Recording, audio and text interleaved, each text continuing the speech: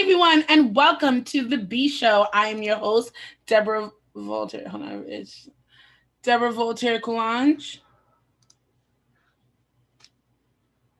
And today is not the last Thursday of the month because I definitely thought it was, but whatever. I look a little like it's the lighting here because I like you guys are not really seeing what I'm seeing behind the lights. So I think we have a little too much.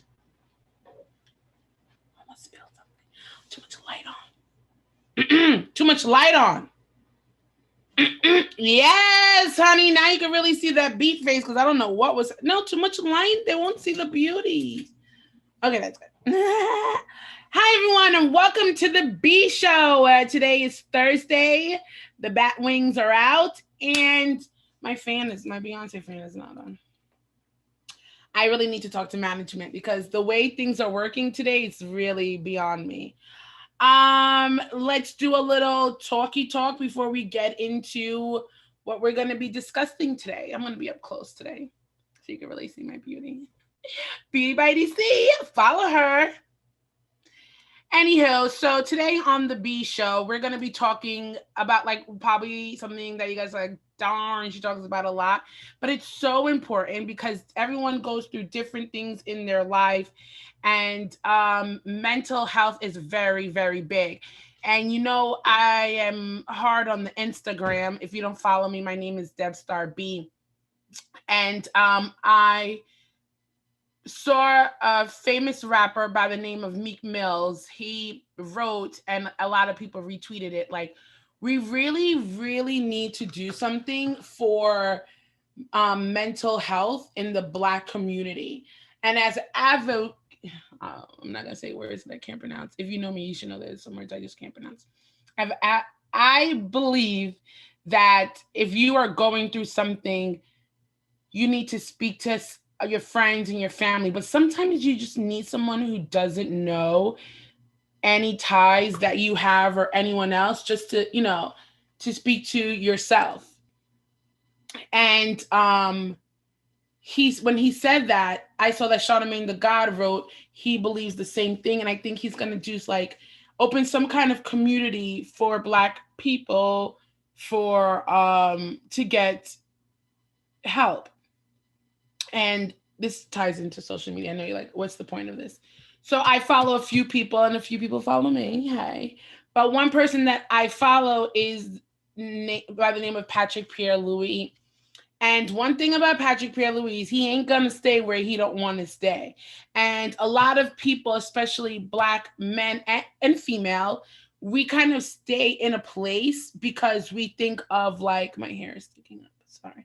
We think of, I wish I was like Wendy Williams. I'd be like, yo, Jose, come fix this right now. And he would be like, the light just went on. Weird. And sorry, I lost the thought of what I'm saying. And he's the kind of person that, like, he ain't gonna stay, what I said, like, he ain't gonna stay where he don't feel comfortable. And a lot of people don't do that. A lot of people stay in a one spot job, not happy, not in a place that fills their cup, or a place that gives them exactly what, when they signed up for the job, what they thought they were going to get or where they're going to be. And especially during COVID, it's a scare to leave and go somewhere else.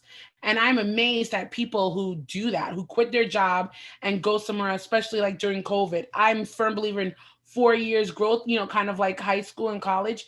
If you don't feel like your job is giving you what you need within the 4 years, or you haven't evolved in the 4 years, it's time to go.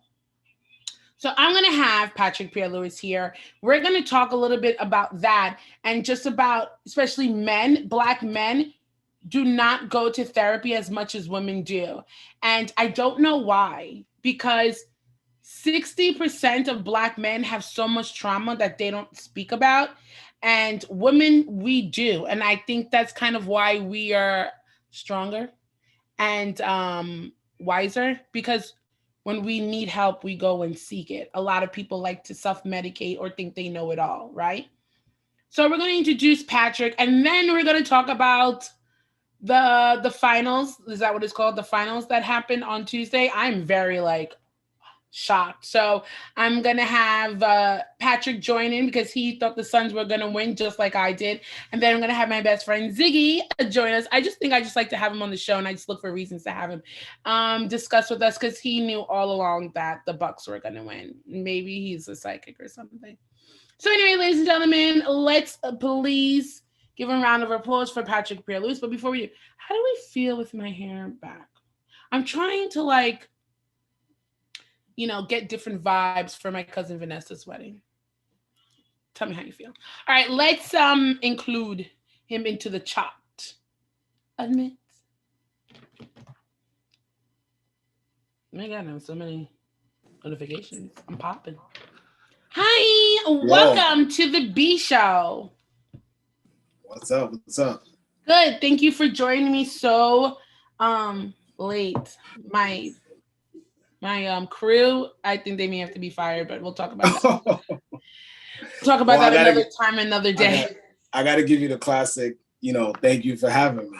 Oh, of course. Thank you for being here. I appreciate your attendance on time.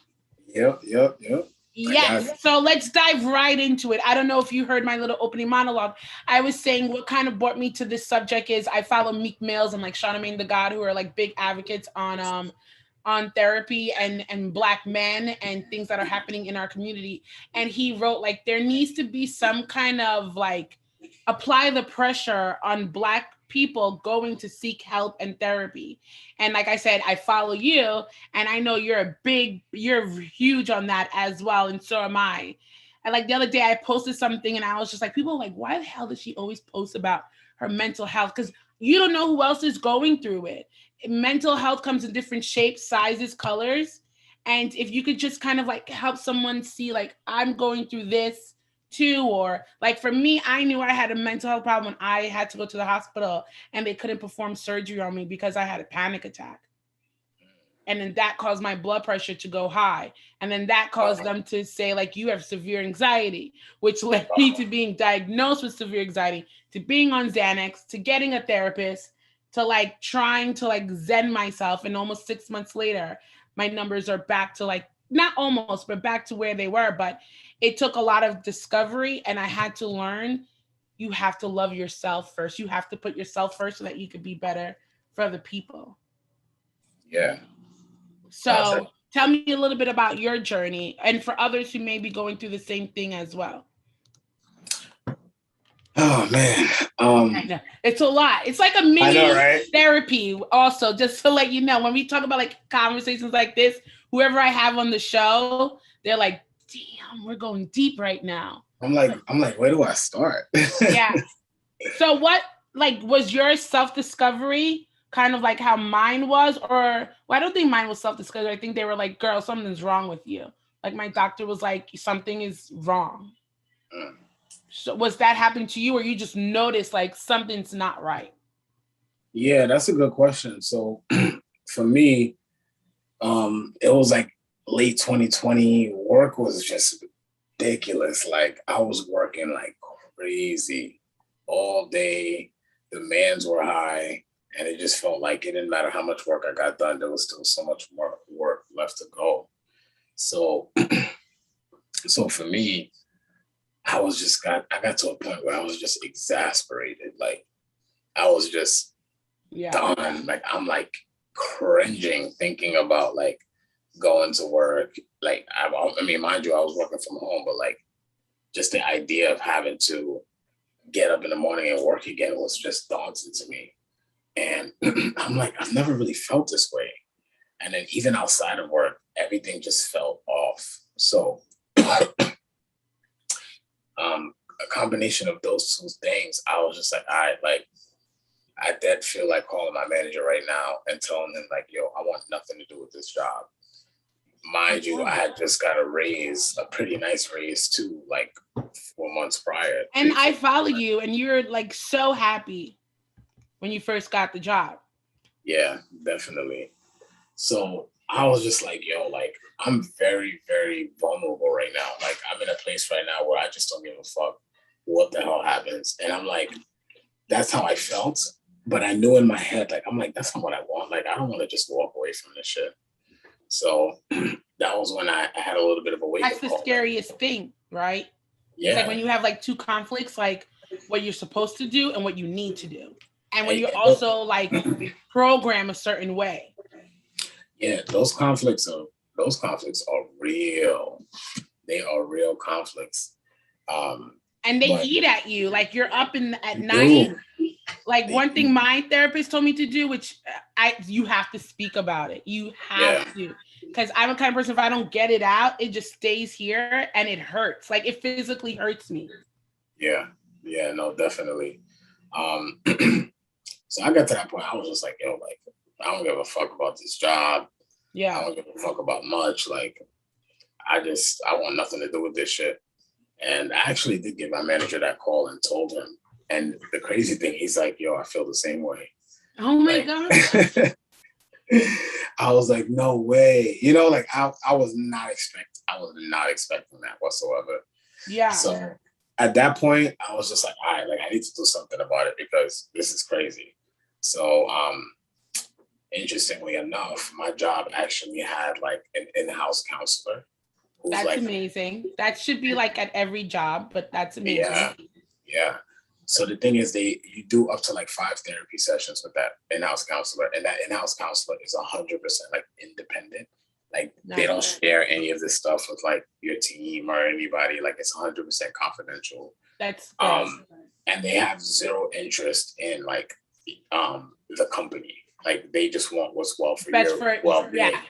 So like even when I told him about like situations where I was like, man, like I feel like quitting, blah blah blah. He's like, hey, if that's what you feel like you need to do it. You know, he's not like trying to convince me, no, stay. You know what I mean? Because that would be biased. Like what's best for you to be the best employee? Exactly. Whether it's here or somewhere else. Exactly. And like that's good. I felt the positive effects of therapy right away. And to me, there's one aspect of therapy alone that does wonders for me. I mean, the additional stuff like helps even more, but like the main aspect of therapy that helps me is just letting out whatever I'm feeling inside. Yeah, like, exactly what I just said. Yep. Like any thoughts that I have, good or bad, just letting them just out, like not like in your head, but like outside of your you have body. To speak. Yes, speak about it, write about it. If you have to cry about it, you have to release it. Yes. Yeah. Yes. So that alone, I was just like, oh my God, I feel so good. Like I felt so good after that. After just that first session, and we had a total of 5 sessions plus the first consultation session. And honestly, I felt right back on track. Like after just like 6 sessions, if you include the consultation, I felt right on track. And like, I realized that like what it was coming down to for me was like the care that I was taking of myself, and realizing the fact that like, it's actually very difficult to have transition from being in multiple different places on a day-to-day, week-to-week basis to staying in one location with a partner. Bruh! Like every single freaking day. Bruh! This is your moment. I mean, that like the person used to walk and you never even noticed, and now when they walk, you're like, you gotta walk that hard. Like you have to chew that hard. Oh my goodness. Like these are things you never noticed before. I know. Oh my goodness. Oh man. Go ahead, have your moment. And like my therapist was just like, everyone is going. He's like, there is an influx of people going through the same thing that you're going through, and you're not alone. That's what I keep hearing. Yep. Yeah. He's like, you are not alone. He's like, we weren't built to kind of be in this one small confined environment doing everything, living, working, eating, planning. No one's coming over. No one's going out. Like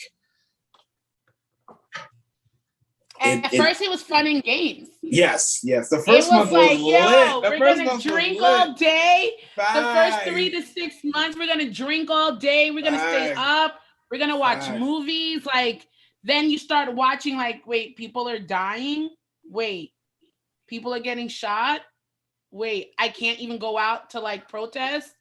Wait, I'm gonna go out and protest. People are judging you for going out, for or you're like, yo, things are getting a little lifted. I'll wear a mask to go to my homie's house. You got to think like, am I putting this significant other in risk now? Or they're even like, oh, you're gonna go out without me? Yeah, I need to. Yeah, go ahead. Yeah, no, I think you hit it right on the head. Like there was just so much and you got stuff comfortable, like so comfortable where the dates were taken out, right? Where it was like, bruh, why are you wearing that same shirt for 4 days now? Like, and they're like, I don't have to get dressed up. We're home. But it goes both ways. It's not just you, but some people can deal with it better than others. Right. Yeah. So, and see, I think me looking on the outside looking in, I would be like, he's living the life. Look at that pool. I'm thinking like, when am I going to come over for the pool? But at the same time, like, your ladder does not look sturdy enough for this. So I'm not going to lie to you. That's my fear. I'd be like, how am I going to get on his ladder? Because that looked crazy. Otherwise, I would be in that pool. Oh my goodness. Or, and your TV and your backyard that you have built. But inside, you had to probably like do that to get some happiness from being in your house all the time. That's exactly why we got the pool. I was like, yo, if I'm going to be in this house, I need to make this shit as lit as possible. Yeah. As lit as possible. I got the fucking pool. I put the TV outside in the backyard. Then we also got a hookah. I was like, yo, this crib is finna be lit because I'm going crazy right now. Crazy. Yeah. So back to what I was saying. So that happens a lot where people are looking from the outside and they're like, oh my God, they have everything. But inside, you're just holding by a shoestring to make it. Like for me, I would just cry every single day. And Carl's like, why are you crying? And I'm like, I just can't be in this house anymore. Like, and especially if we're the same social. So you take a social person who, when you're out all the time, you're hanging out with people, you come home and then, you sleep, you go back and do it again. Even though you complain about work, you saying what's up to Pablo, you're at the water, you're at the cooler, did you watch this game? You're talking to so many different people throughout your time. You're annoyed at work, but there's other people who also understand. But now you're home with this one person who you're trying to like tell a joke to or talk about your job, and they have no idea. And there's no boundaries. No boundaries. You're like on a phone call and they're like, and you're like, I'm on a call. So Facts. How did you get over? I'd be walking around in my boxers and she's like, man, I'm on video teaching children. And you're like, how am I supposed to know? I'm like, I'm in my house. Like, you know what I mean? Like, let me rock. Yeah. So how did that impact your marriage? Like 2 of you. Not 4 of you, but 2 of you. Sorry. Yeah, only 2 right now. I mean, we definitely had our ups and downs and a lot of downs, like problems and disagreements and stuff definitely came about throughout the pandemic. And, we even hit like a pretty bad breaking point months, like a good 8 or 9 months in. And like, there was a point where like the relationship possibly could have ended. And, we ended up working through it and everything is like even better than it was before. But like, it was definitely a very trivial time for us. Of course. And how would you say that you are now? Do you still go to therapy still, or? Yeah, that's a good question. So I'm currently. All my questions are good. Sorry. I know that. I should have known that. So currently I'm not in therapy, and that is more, like, hey, I'll be honest, like that's more of a procrastination thing than anything, because after my 5 sessions ended with the in-house counselor through work, I he referred me to a few therapist locations, not actual therapists. I thought he was going to give me actual therapists, but he gave me like therapy locations. And then I had to go look for my own therapist. I thought he was going to find me the right therapist. Yeah. Oh, how dare him not do the work for you? Yeah. If that's anything that they taught you is to, do the work, but how dare they? Yeah. So he didn't do any of that. And, I started like researching and trying to find my own person, but like, it was a little daunting because I was just like, I thought you were going to kind of do the legwork of finding me with a few candidates instead. Like I'm kind of doing a search on my own. So, well, if you need someone, let me know. My person is available and she's amazing. Yeah, definitely. And she's in Valley Street. You could do in person or video chat. Okay. And she takes insurance? Yes. Okay. I'm about to be out of insurance for August. Okay, so get it quick. as I start my new job, but yeah. So let's talk about that. So you left the current job, and now you have a new job. Yeah. You're gonna start a new job. How do you feel about that? Are you gonna be in the office, or are you gonna still be from home? Man, so I'm really gonna be from home for the rest of this year, but there's gonna be opportunities to go into the office. As a matter of fact, my first day, which is August 2nd. I'm going to actually be in the office that day with my manager, going over the projects he wants me to work on for the next 60 to 90 days. All right. That should be a little good for you to get the heck out. You excited for that? Oh, yeah, definitely. I mean, honestly, they say we can book the office as much as we want. So I'm just probably going to book it like on a regular basis. Yeah. Definitely not 5 days a week, but maybe like twice a week, 3 times a week or something. Yeah. I like being in the different, like an actual work environment. Like working at my home was good for the first part of the pandemic, but now it's just getting old. And like, I feel like I need a hybrid. I don't necessarily want to do all office. Correct. But I need a mix of both. I 100% agree with you. So do you have this kind of discussion with your other Black friends or other men? Like, why do you think so many men don't go to therapy? I do have these discussions with them, with varying results, right? Some of them are like, okay, that's cool. Like, leave me alone. And other ones are like, oh, like, damn, that sounds pretty good. Like, I should look into that. They seem more open to it.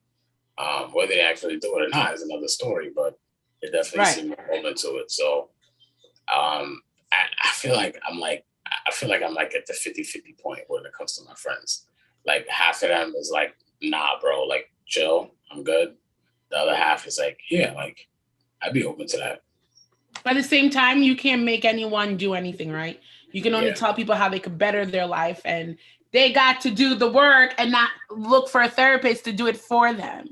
Exactly. At the end of the day, that's taken. If you have therapy or what you have, you still have to do the work at the end of the day. Like, you still gotta apply it. You still gotta believe that it's gonna help. I met someone at in the airport when I went to New Orleans, and he is a motivational speaker. So I kind of text him sometimes when I'm like, I feel this way or whatever.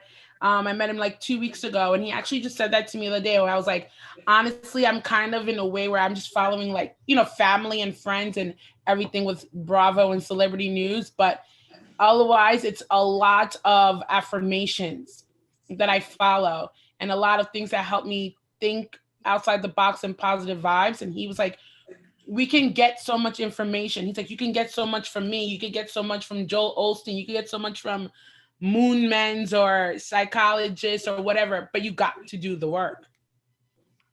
You just can't read something and be like, oh, okay, you have to start applying these things to your daily life. Like when you feel a certain way, you're stressed, my therapist said, you have to talk about it, but you got to find a way to talk, like sometimes I get a little like, and I just spit it out, and that's not the right way. We have to find a way to talk to people, but we can no longer be in a world of passive aggressive, because for people like us, it's hurting us to make sure that someone else is okay and deep down we're not okay. Yeah, that's a good point. Like what you said makes me think of like, you know how like when you listen to like a really good motivational speaker or you read a very good motivational quote and like it kind of like sets you up to like have a really good day, Yeah. right? Or Like, get your mind going. Like you think to yourself, exactly. like, is this applied to me? Am I doing what they say? Or I could read this, but I don't believe that. That's not who I am. Yeah. And I feel like the key there is like, all right, boom, you read the quote, you get like, motivated, you jumpstart your day, whatever the case is. But like the next day, you don't really have that same fuel. And even if you read the same quote again, it doesn't give you that same boost of energy. And the reason for that is because, like you said earlier about doing the work, is like there's like this program that we all have for everything. Like how we do things is like this programming inside of us. So we have a programming inside of us that is programmed to kind of tell us to handle situations where we have to do something we have to do something and we have to kind of find a way to do it. So this program, just to give you some examples, might be set up to be like, hey, for you to do something that you really want to do, or for you to do something that you really might enjoy, you shouldn't do it because you might fail at doing it.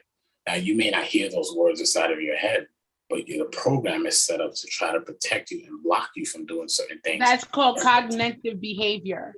Exactly. And that can prevent you from doing that. Being your best self. Yeah. Yeah. Like it'll stop you from doing it just to try to prevent you from being hurt or whatever the case might be. And that's where, when you said do the work comes in, because if you don't do the work, right, you have to actually do work, right? It's easier to be like, I can't do this, it's not going to work, and stop.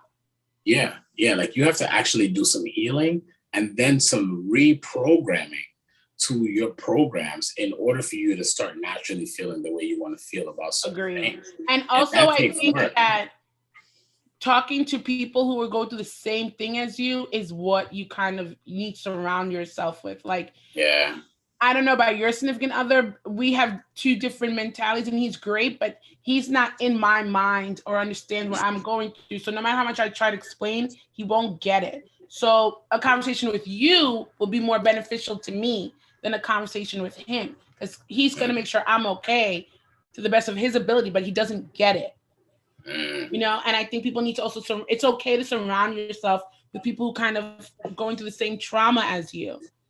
It's good to surround you people who are going to like uplift you, but it's also good to surround yourself with people who you can talk to and they're like, I know exactly what you're saying. Yeah. And a lot of people, instead of trying to confront their fears, they just go the other way because it's easier.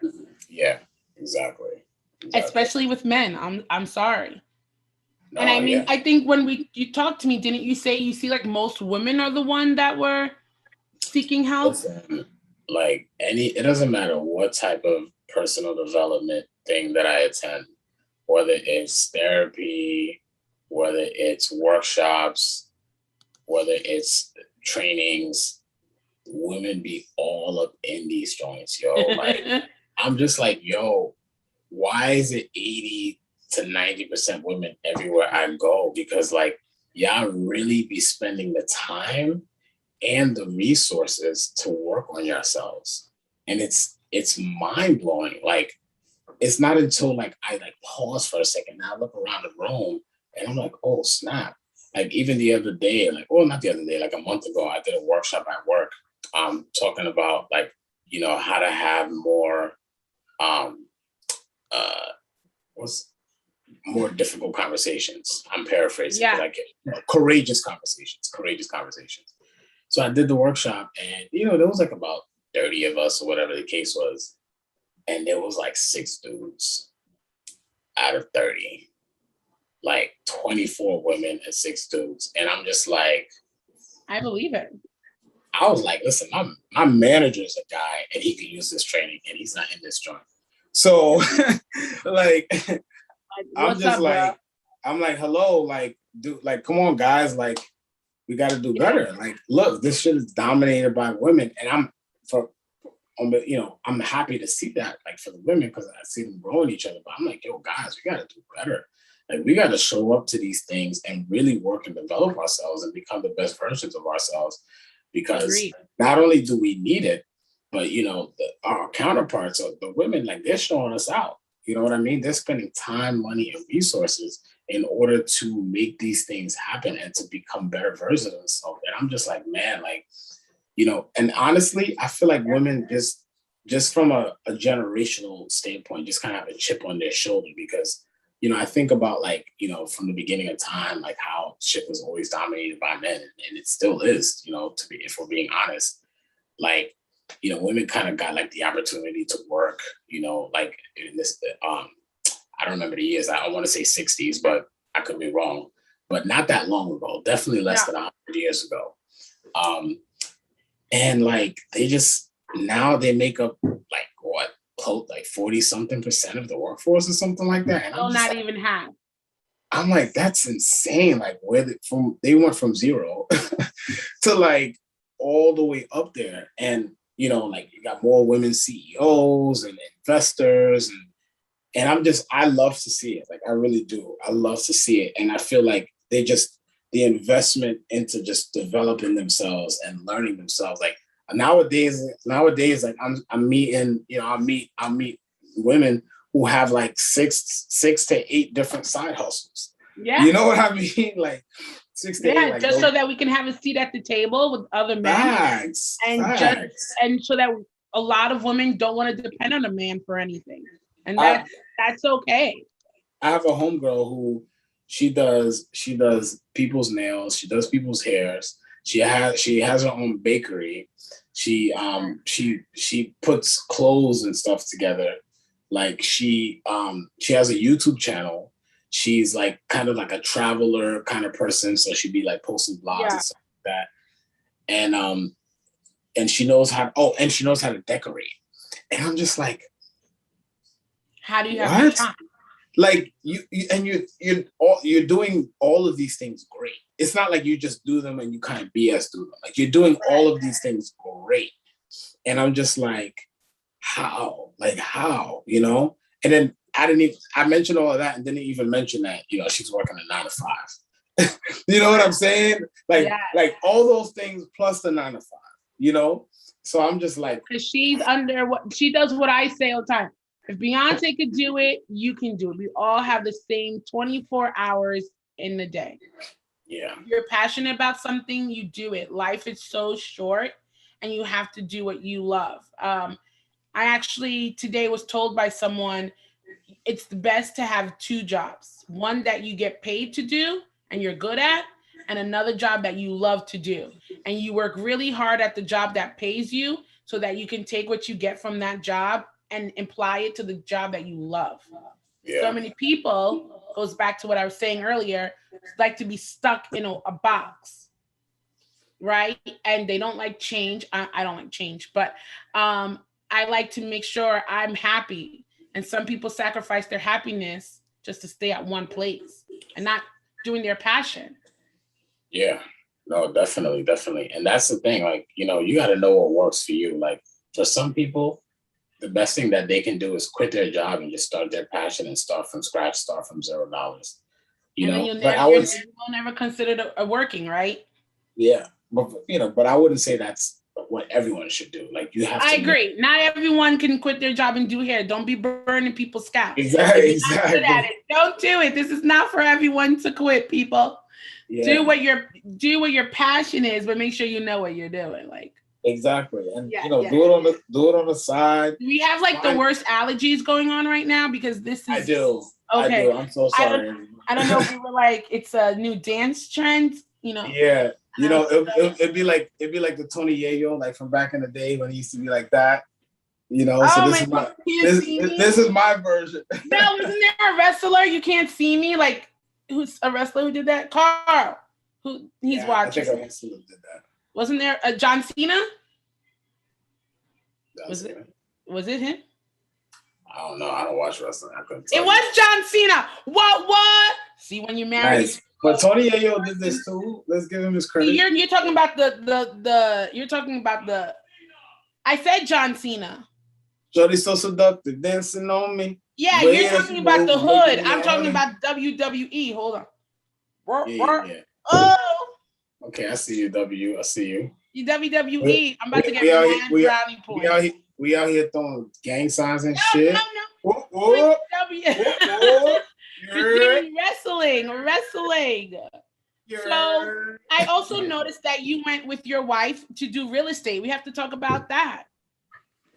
Talk about everything. Yeah, yo, I'm a CIA girl. I be lurking. Listen to all the viewers out there.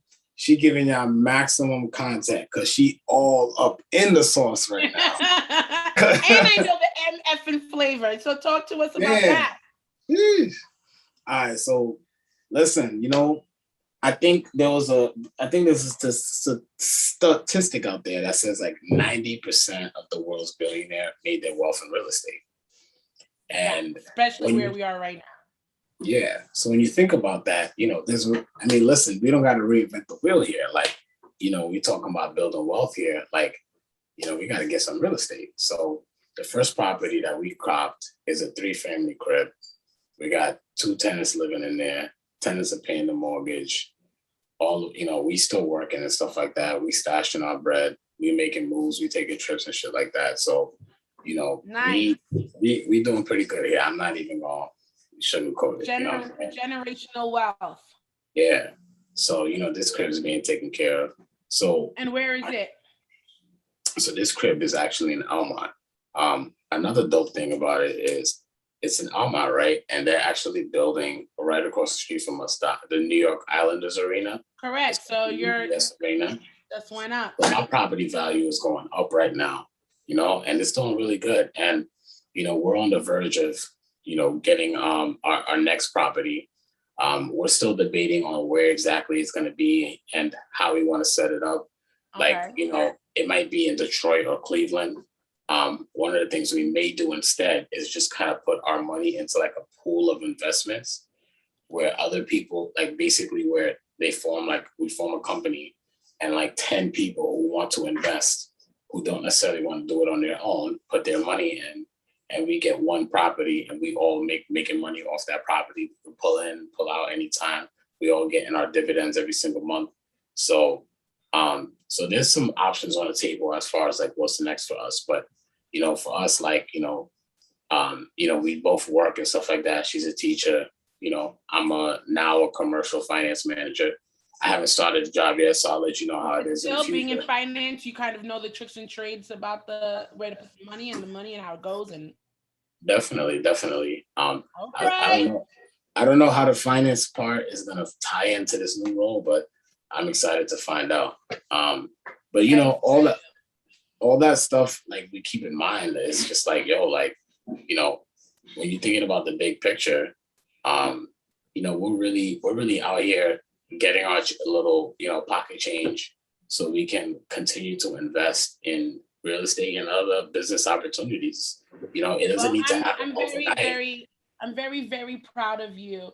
I joke around and I was telling Pascal, my best friend, our cousin, that what up, cuz? One thing about Patrick, he ain't gonna stay where he don't want to stay, honey. He don't stay if he's not where he want to be. And that takes courage, like I said, and balls. So I applaud you for that. I applaud that a lot of people were going through, I'm one of them, one of the 5 million people who were going through the relationship problems during COVID.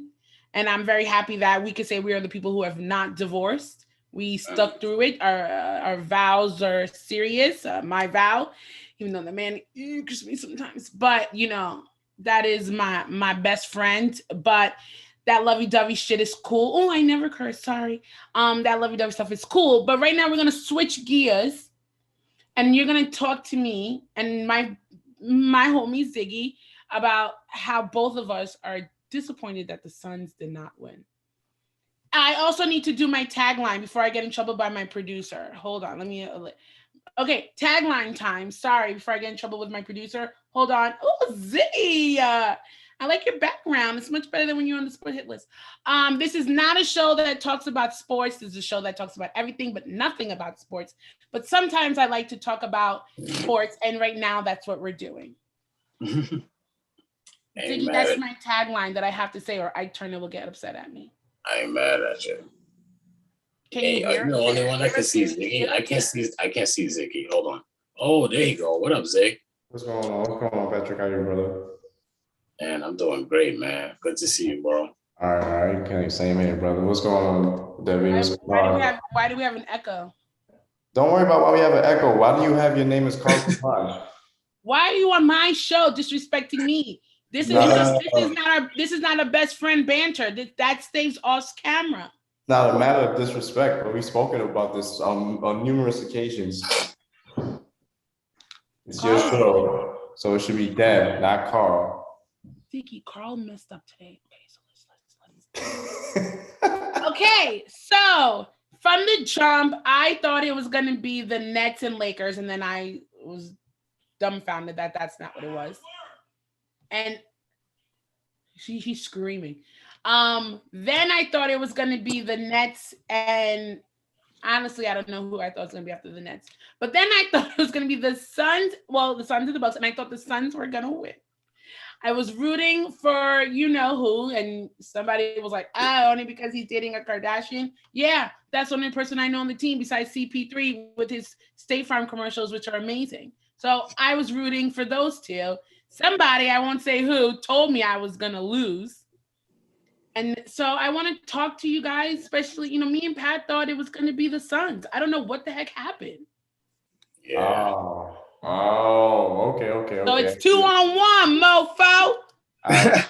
That don't mean nothing to me because at the end of the day, the Bucks won. So and I win here and all of this. But really and truly, I think everybody had the Nets versus the Lakers coming out. I mean, it's the go-to answer. That was the matchup that we all wanted to see go down. We want to see that West Coast, East Coast. Yeah. LeBron James versus Kyrie Irving, LeBron versus KD. You could spin it however way you want to, right? But the problem with this NBA season has been the amount of injuries that took place towards the end of the season and in the playoffs. Yes.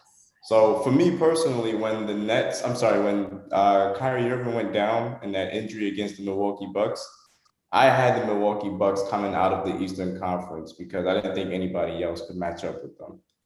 Philadelphia could have been there, but they really stunk up the joint against ATL. And, I don't think anybody saw Phoenix coming out the West. I'm a Kawhi fan, so I wanted to see the Clippers get out of there. But shout out to Devin Booker and Chris Paul. They did their job in that Western Conference and was able to get to the finals. Too bad they couldn't finish the job, though. All right, you didn't have to add that part. What I think that was amazing was this year we did get to see the underdogs, right? Like people who we never thought would ever be in the conference, the playoffs, the finals, whatever this is called. It was like, wait, once the Lakers were out, we were like, wait a minute. And then like the Knicks were in it for so long, we were like, hold up. This is the effing Matrix, right? You're right. And it was like, all right, who's next? And like for the Suns to be in, I was like, who? First of all, who is this team? I didn't even know CP3 was on this team. I just know of him. But congratulations to the Bucks. The last time they won was 1971. None of us were born. 50 years ago. Yeah, that's big. Whatever. Patrick, what did you think? Yeah, so I mean, honestly, I was a fan of Phoenix ever since the bubble. I'm not gonna lie. They went 8-0 in the bubble. And I wasn't just looking at the wins, I was looking at how they were winning. And I was like, yo, this team is actually a problem. And then, I was talking to people, I'm like, yo, the Suns 8-0. They was like, it's the bubble. People was blowing it off, at least people that I was speaking to. And I was like, nah, man, Monty Williams, that man's know what he's doing. So of course, they coming into this season, and I'm like, yo, I think the Suns are gonna make the playoffs. I didn't expect them to be number 2 in the West, but I was like, they're gonna make the playoffs. So then they end up being number 2, and I've been watching them all season. I'm like, yo, the way they play, it's just like wizardry on the court. Like it's just so beautiful to watch it. and I'm like, CP3 is doing his thing. Devin Booker is just playing like a sniper, like a hitman, basically. Yeah. So I'm looking at that. I'm like, okay, like, I think they're gonna make some noise in the playoffs. Then they got matched up against the Lakers. I'm like, yo, it's over. Like, I'm like, yo, it's over. They done like they worked this hard just to match up with the Lakers in the first round. I'm like, they done. And then obviously, we know what happened, the whole 80s situation. Yeah. As good as Phoenix was, I didn't think they weren't gonna beat the Lakers at full health, in my opinion.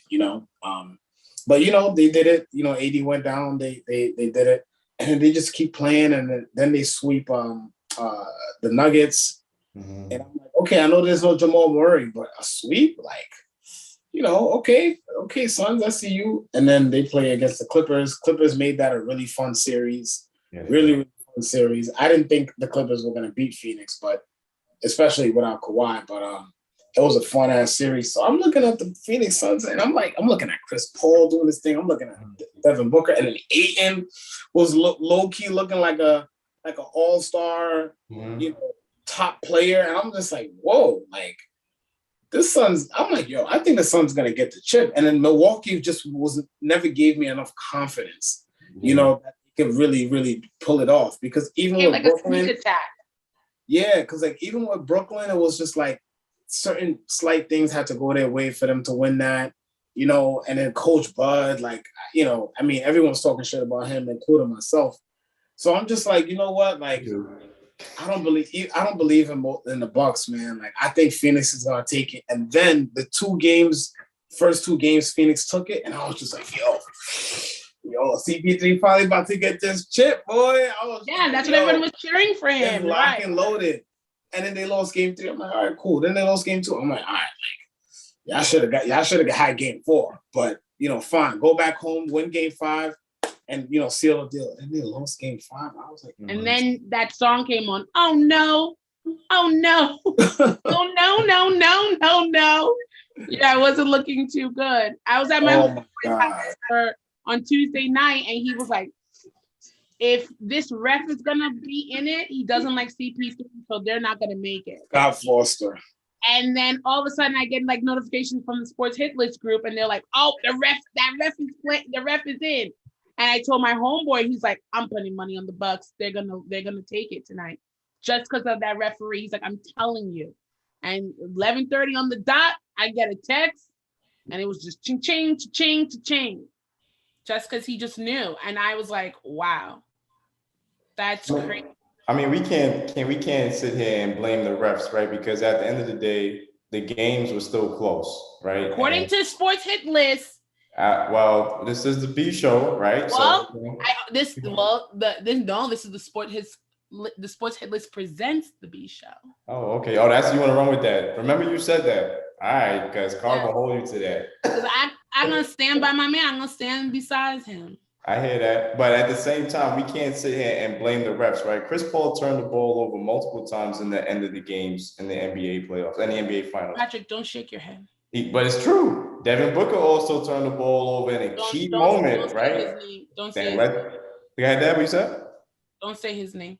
Who I can't say Devin Booker? No.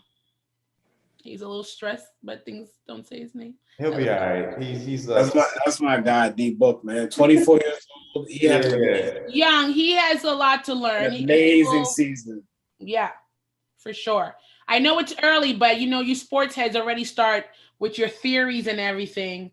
What do we think are going to be the changes for next season? Well, what team needs the most work?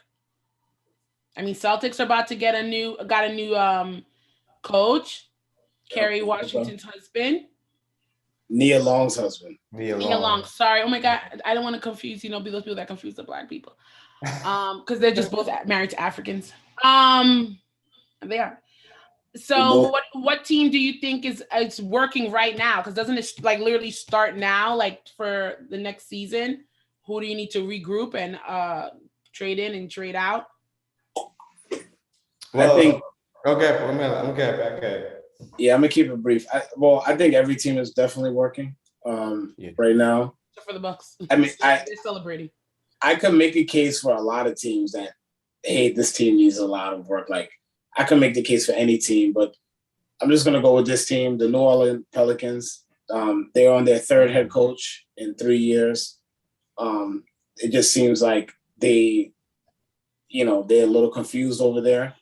I like my guy, D. Griff. He's a general manager over there, but I feel like, I'm hearing reports that they might go after Kyle Lowry just to, like, try to get the Pelicans to the playoffs. But then I'm like, yeah, I just traded Drew Holiday. You know what I'm saying? Like, yeah, I had him on the team. Yeah, I traded him. Yeah, I could have, worked with him and convinced him to stay. You sign an extension or something. But, like, yeah, I traded him to get picks. Like, let's call it what it is. And now you want to make the playoffs, So, like, I think they need a lot of work. The coaching situation is not good. The roster situation seems iffy. I'm hearing they might trade Steven Adams. They just acquired him in a trade and extended him. So it's just like, it just seems like they have good ideas, but the execution is just like not there, and things are not looking good. I don't think they'll lose Zion per se because he's still on a rookie contract and team control or whatever. But like, I just think they need to get that situation over there fixed up. Sounds like you need to be a guest on the Sports Hit List. You know too much. This is when we separate the B show. This is when. Let's wrap this up. This is like a whole lot of sports that has just occurred right now. Go ahead. So for me, I think I gotta agree with Patrick as well. Every team is going to be looking to make major moves. It's kind of hard to just select just one. But personally, for me, I'm interested in seeing how the Golden State Warriors bounce back after dealing with the injuries. They lost Klay Thompson, right?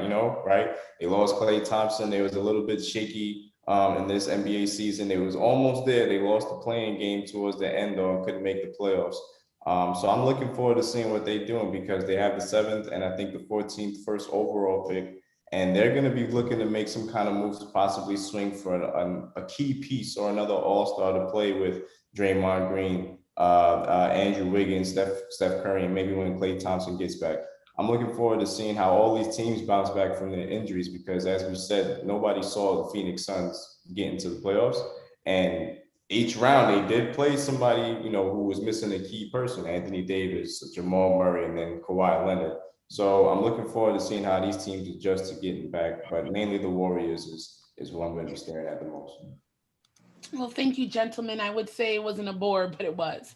I hope you guys have a fabulous weekend. Cheers. Cheers.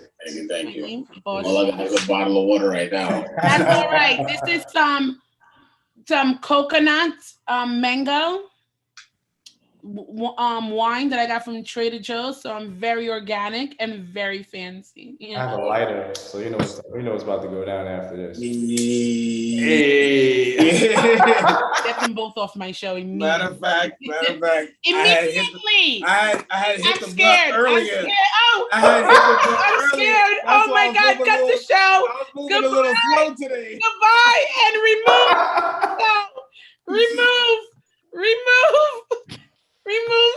Oh, this is gonna be my last show ever. Remove from the show. This is my last show. Thank you, everyone. I removed this, man. Thank you so much for watching the B Show. It was a pleasure. Today's my last day ever. I turned the hell out of me. It was so good to be on the show. I love you all. Please look for me. I'm gonna be in jail. Like jailing me, Carl Kwanzaa. I'm so scared to end the show. Ziggy, it's been nice knowing you. Yo, you can be straight, man. But you're laughing because you're about to get, it's gonna happen. I'm laughing at that. That was a spontaneous moment. I did not expect that to occur. You started it.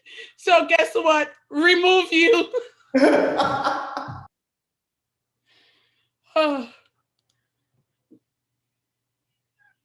Ladies and gentlemen, thank you so much for watching the B Show.